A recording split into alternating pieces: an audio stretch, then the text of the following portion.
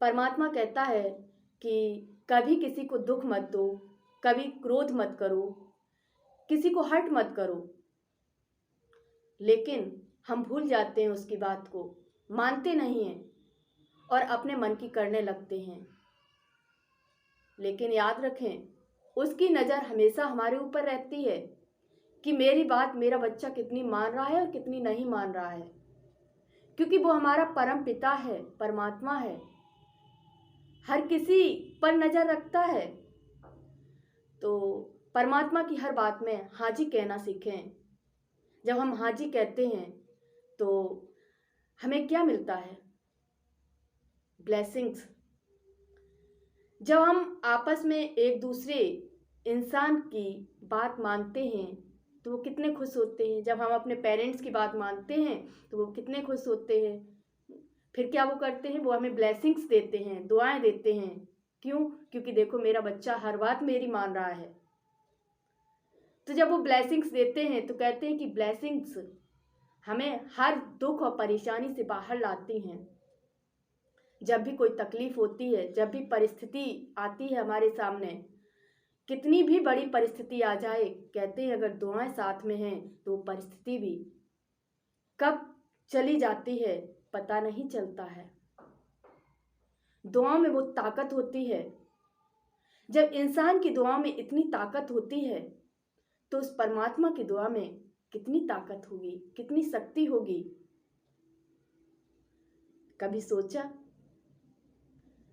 तो उस परमात्मा की जब हम बात मानेंगे, जब हम किसी को कष्ट नहीं देंगे, किसी को हर्ट नहीं करेंगे, दुख नहीं देंगे, तो वो देखेगा तो कितनी ब्लेसिंग्स हमें देगा।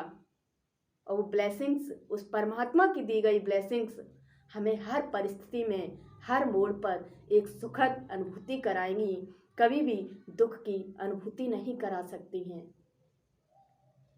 ब्लेसिंग्स, दुआएं जो कि हमें परमात्मा के साथ ही साथ लोगों से भी जोड़ती हैं, आपस में प्रेम प्यार को बढ़ावा देती हैं। और ब्लेसिंग्स हमें वो शक्ति देती हैं कि हम हर बड़े से बड़ा काम, असंभव काम भी संभव कर देते हैं। क्योंकि ब्लेसिंग्स में वो ताकत है जो इम्पॉसिबल को पॉसिबल कब बना दे कुछ पता नहीं चलता, कब कठिन को आसान बना दे कुछ पता नहीं चलता। इसीलिए कहते हैं दुआएं दो और दुआएं लो। क्योंकि जब दवा काम करते करते बेअसर होने लगती है तो डॉक्टर भी कहता है अब तो इनके लिए बस दुआ ही काम कर सकती है। तो उस वक्त हमने अपने जीवन में कितना अच्छा किया, कितने लोगों की दुआएं ली, बस वो मेरे साथ होती हैं और वो दुआएं ही हमारे जीवन को संरक्षित करती हैं। तो ऐसे कर्म कीजिए जो लोगों की दुआएं मिले, लोगों का प्यार मिले। कभी कोई आपके लिए ना चाहते हुए भी दुआ भेजे, ऐसे कर्म कीजिए। मजबूर हो जाए दुआ भेजने के लिए, कभी किसी के मन में आपके प्रति बद्दुआ नहीं आए। तो कर्मों का विशेष ध्यान रखिए। और स्पेशली जो दुखी हैं, परेशान हैं आत्माएं, जिन्हें वाकई में आपकी सहानुभूति की ज़रूरत है, उन तक पहुंचिए।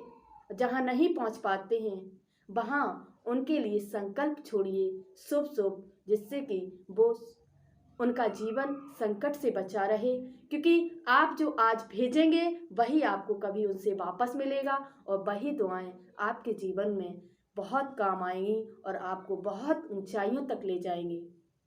तो दुआ दीजिए, दुआ लीजिए।